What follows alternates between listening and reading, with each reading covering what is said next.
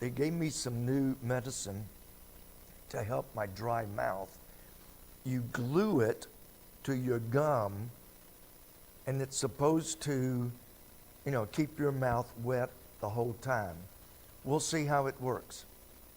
You glue it to your gum, not with glue. It's got a coating on it. Yeah. It's my wife would love it if she could glue my mouth shut, but no, it's got a coating that sticks to your gum, and then as it dissolves, the coating comes off eventually. So we'll see how it works. All right, I said Sunday that we would be looking at the Tower of Babel.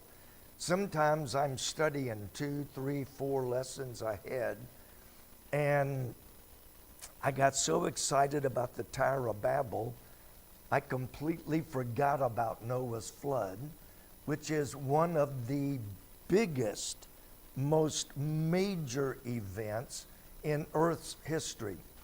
In fact, Peter said in his writing that there are two main things that the world is willingly ignorant of.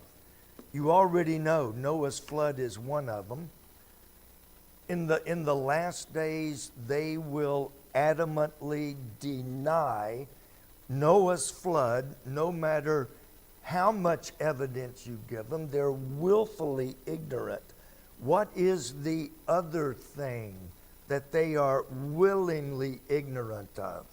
I bet you know that, don't you, Noah? You don't know that? I bet you do if you think.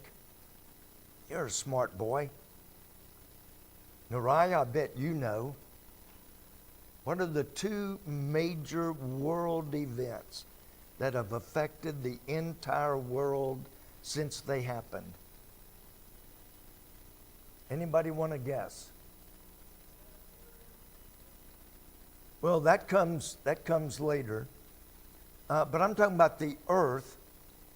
Noah's flood was number 2. Who said what? Creation. Those are the two things Peter said they will be willingly ignorant of. It's not that the facts don't declare it. They just choose to ignore the facts. So with Noah's flood, and we'll definitely spend 2 weeks on it tonight, I'm going to give you a little bit of the background. I'm going to give you a little bit of why. I've been asked a few times over the years, how could God be so cruel and destroy little bitty babies and newborn babies? How could God be so cruel if Noah's flood really occurred? How could God be so cruel as to kill little babies? Well, we're going to not go into detail, but we're going to look at it a little bit. Notice in chapter 6. I didn't change that. Chapter 6.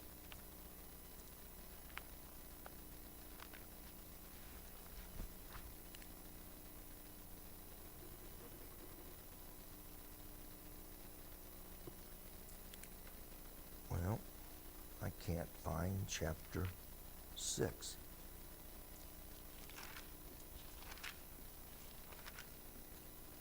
Yeah, chapter 6. We're not going to go through the whole chapter. We're not going to go through every verse.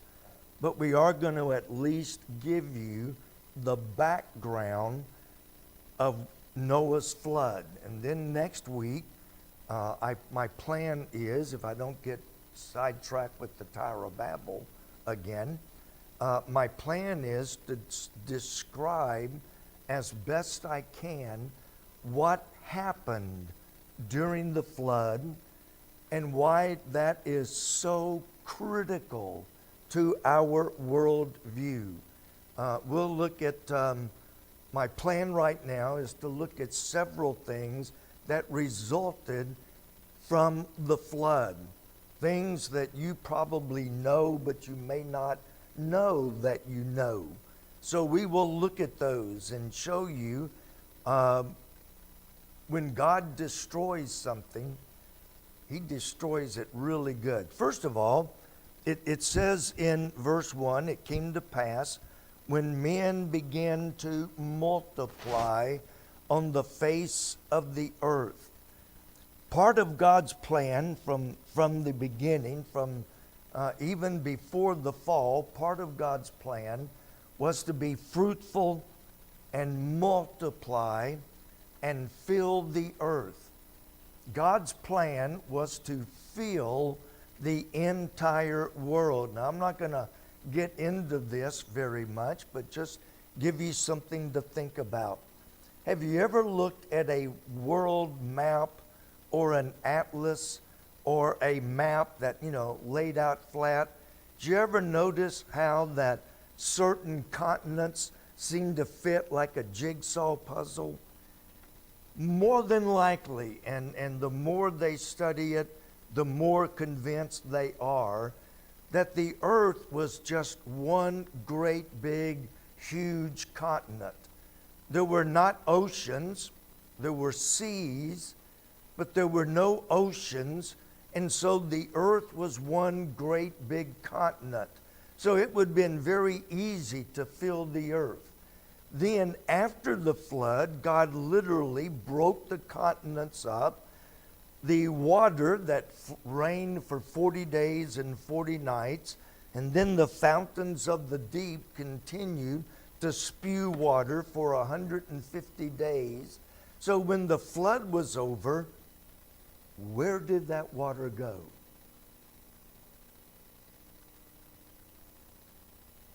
God, and there's a scientific explanation. I'm giving you the kindergarten explanation.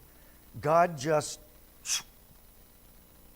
took his thumb, so to speak, pushed down on some areas, and the water flowed into the oceans and the seas, and that's where the water went to.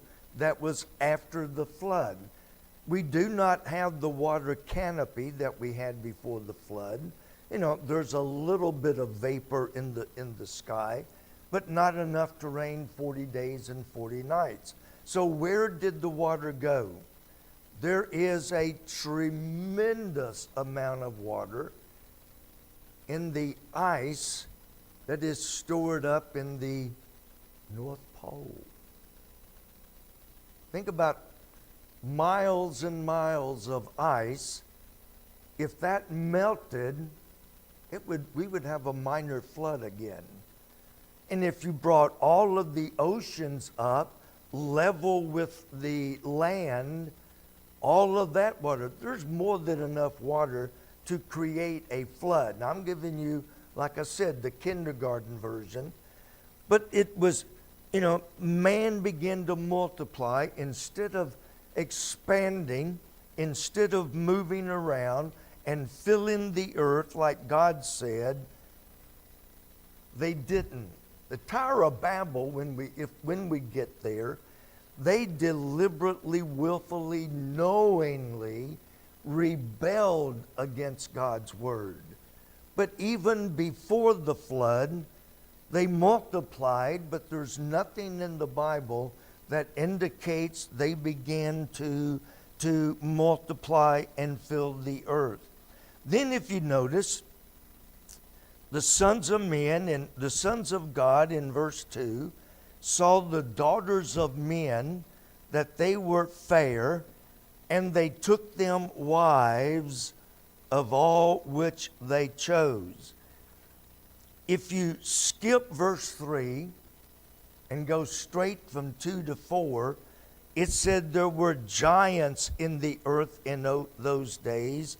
And also after that, when the sons of God came in unto the daughters of men, and they bare children to them, the same became mighty men which were of old, men of renown. And God saw that the wickedness of man was great, and that every imagination of the thoughts of his heart was only evil continually. Now, and I'm going to try to cover this as fast as I can, but I don't want to completely lose you either. Who are the sons of God? You better know as much as I preached it over the years. Believe it or not, that is a hot point that people, there's a huge debate, and some people will they'll almost call you a heretic if you disagree with them. There are two main ideas. I'll give you both ideas, and then if you push me hard enough, I'll tell you which one I believe. First of all, some people feel that the sons of God are fallen angels. You know, Satan led the rebellion.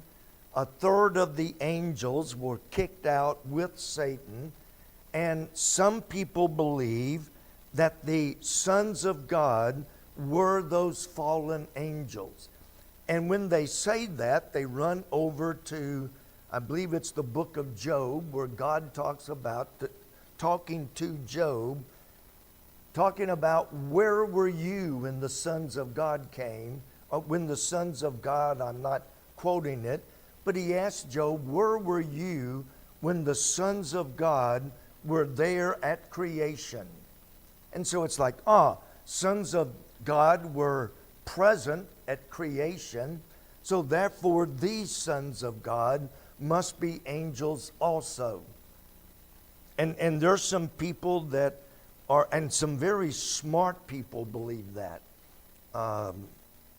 Some very smart people believe that. And because these were fallen angels, their offspring would be giants.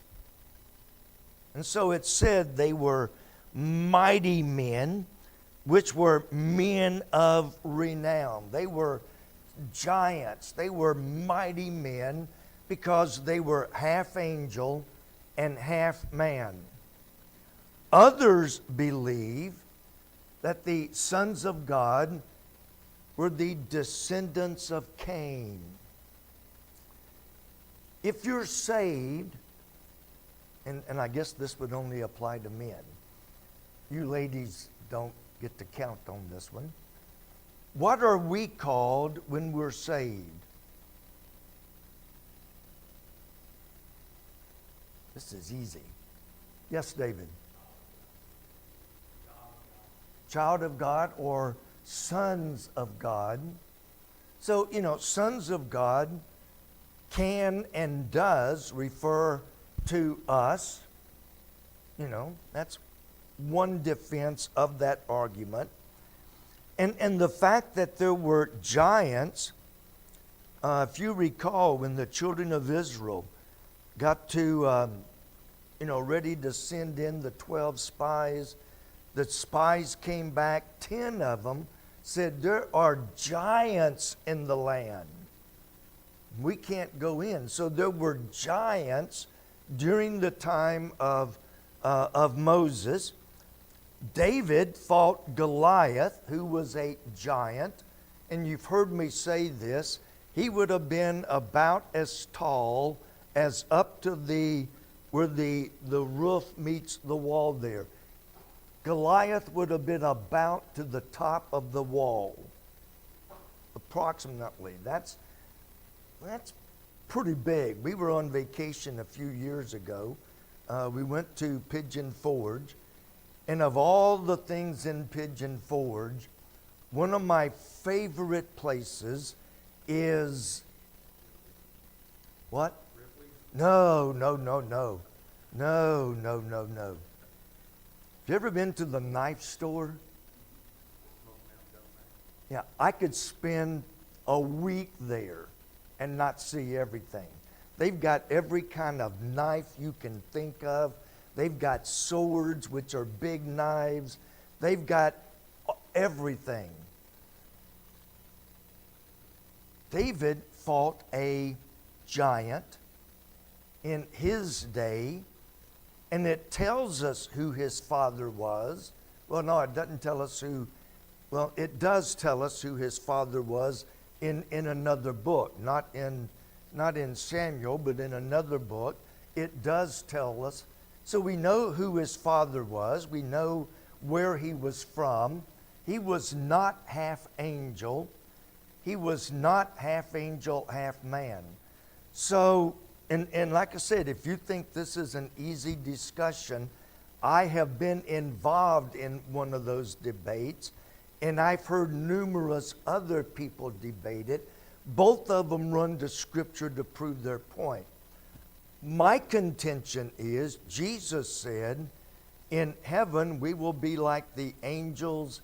There will be no marrying or giving in marriage. Angels do not marry. Jesus says that. How could an angel have an intimate relationship with a human being? Yeah, in my opinion, I have held since high school and all down since. If you look in Genesis, we'll get to that later, there's the line of Abel. I'm sorry, the line of Cain and Abel. And then here came Seth along. Cain was the evil child. Seth was the good child. And so when the good children, it's like in the New Testament, Paul gave very strict orders that we are not to be unequally yoked together with unbelievers. I think it started way back here in Genesis. These young girls, who by the way were very beautiful, these young girls saw these descendants of Cain, lost, evil, married them, which was against God's plan, always has been. And they had some kids that were quite big. I mentioned the knife store. I forgot what I went there. We were there, I think it was the last time we were there. I'm walking around the knife store. It's got 3 or 4 floors of every kind of knife you can think of. So I'm walking around and I happen to look over and there's a guy a couple of aisles over. I am not exaggerating. I am not making this up. And you know, I've told you a billion times I never exaggerate. He was probably between 7 and 8 feet tall. He stood out like somebody that was 7 to 8 feet tall. So even now, we still have giants. We still have people who are much, much taller than others.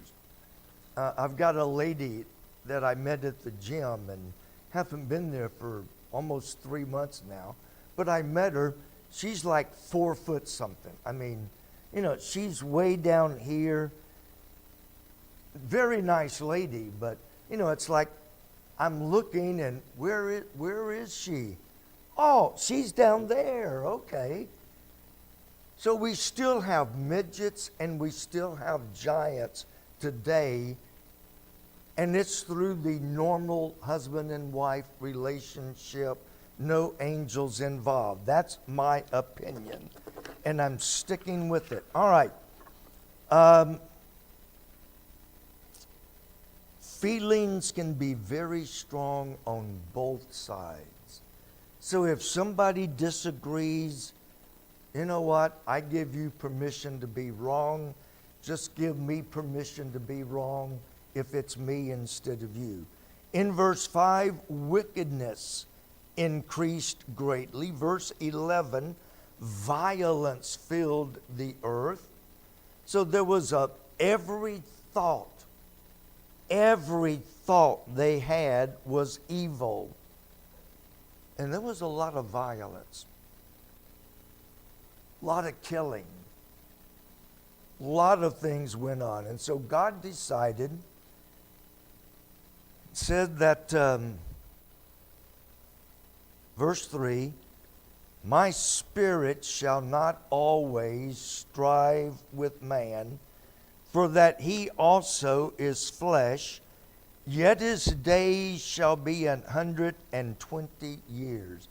I'm going to give him 120 years, and then I'm killing everything and everybody. Now, the big debate now is, was this a worldwide flood, or was it just a local flood that only flooded the land of, that part of the world? Because where that land was, it's gone. Wherever that land was, when God tore the planets up and spread them out, wherever this place was, is gone forever. We'll probably never find it.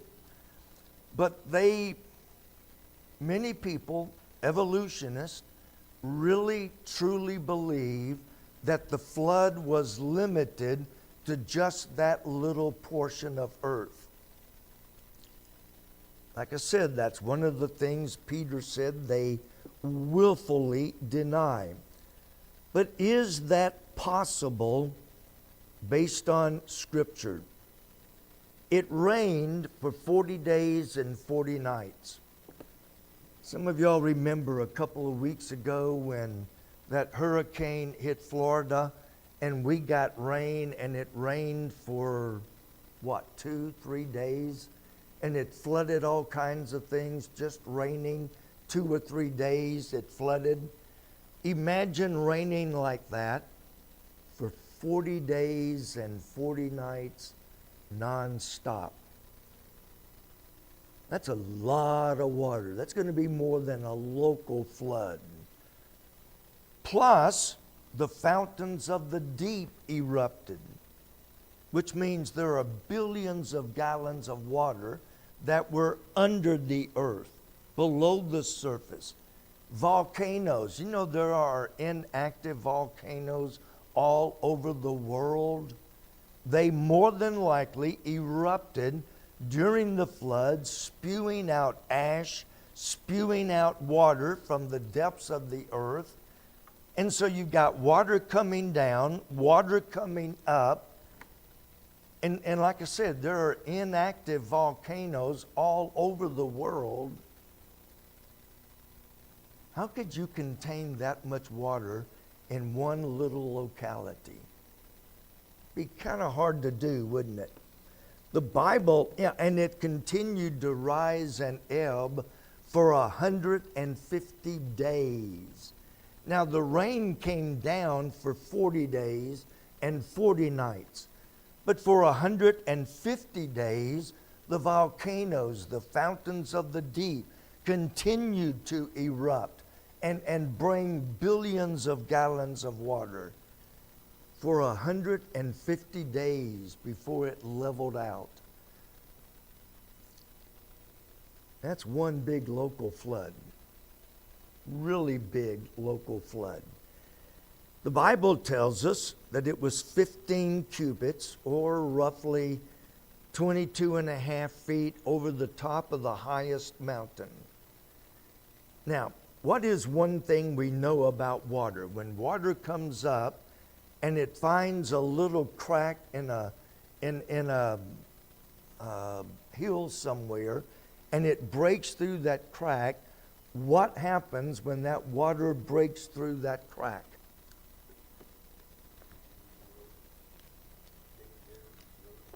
It erodes, but it also begins to fill in the low spots. It fills in the low spots. When it gets up to a point, it'll go over the next dike and it'll fill in the low spots. And so 22.5 feet above the highest mountain, that water's going to go everywhere. It's going to cover the whole entire world. We know it was a universal flood because in verse 21, 22 and 23. Oh, wait a minute. That's in chapter 7. It should be chapter 7. It is verses 21, 22, and 23. It's just in chapter 7. All flesh died that moved upon the earth. Did the fish die during the flood? You think so?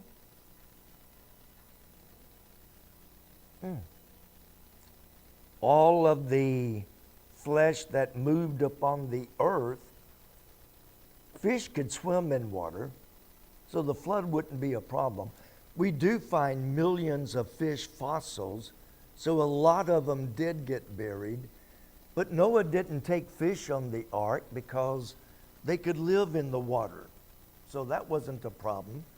But the flood killed all flesh that moved upon the earth, both of fowl and of cattle and beast and every creeping thing that creepeth upon the earth, all in whose nostrils, my nose, nostrils, was the breath of life. And every living substance which was destroyed, which was upon the face of the ground. So it killed every land animal on the face of the earth. Now, if it kills every animal on the face of the earth, we can only assume the water covered the face of the whole earth. So this was a universal flood. Next week, I want to get into the destructive force. If I can find, and I haven't yet, but if I can find some really good pictures of, what the flood could have done, may have done, probably did, I'm going to try to find some pictures, print them out, and let you see what the flood could do. Picture a local flood.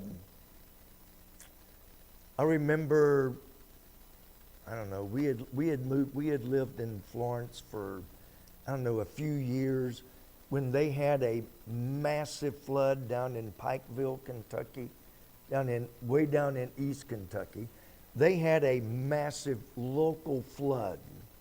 So we went down to take some clothes and food, and I don't know what all we took. But we went down there, and I'm talking big buildings, huge buildings. The water just picked them up and moved them 10, 15 feet off of the foundation. Cars were picked up and left stranded in trees. Even a local flood can do tremendous damage. We'll look at what a worldwide flood can do. And then we'll explain why that is so important. All right.